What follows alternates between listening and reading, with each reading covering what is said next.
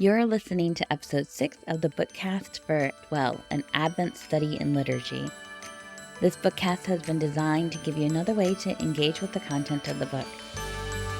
Hi, my name is Rachel Fehrenbach. I'm the author of Dwell and your host for these episodes. Today we're going to continue with week 1, day 4, as we dwell on scripture.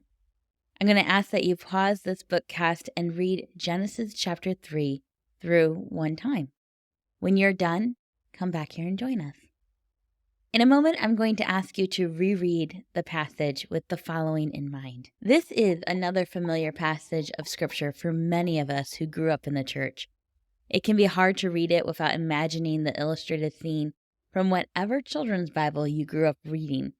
It just popped into your head now, didn't it? Unfortunately, we grew up with this one-dimensional image of Adam and Eve instead of the flesh and blood reality that both initiated heaven on earth and humanity's role within it, and successively fractured it into devastating separation. This one short story establishes the ongoing tension within the soul of every individual between wanting to be reunited with the Creator as a co-ruler and wanting to become the ruling creator themselves. As you read these scriptures, consider how this tension is teased into being by the crafty serpent casting doubt and suspicion. Consider how Eve took the serpent at his word instead of taking her very own faithful, kind, and loving Creator at his word. How often have you done the same?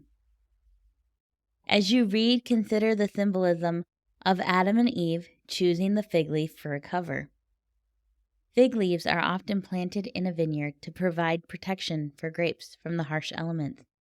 Contrast this with the cover of skins given later by God. Consider how even with their newfound knowledge, humanity still didn't fully understand what was required to dwell within the presence of God. As you read, consider how God dialogues with Adam and Eve, never pronouncing shame, but announcing consequences, holding each accountable for their part in the choice to rebel. As you read, consider the mercy God extends by turning Adam and Eve out of the garden.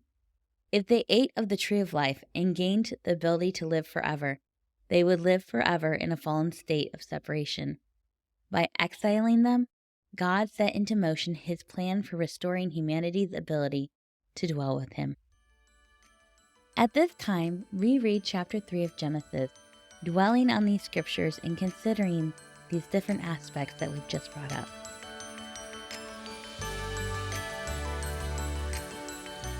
Thank you for joining me today as we've dwelled on scripture. Join me tomorrow as we continue to dwell with God this Advent season.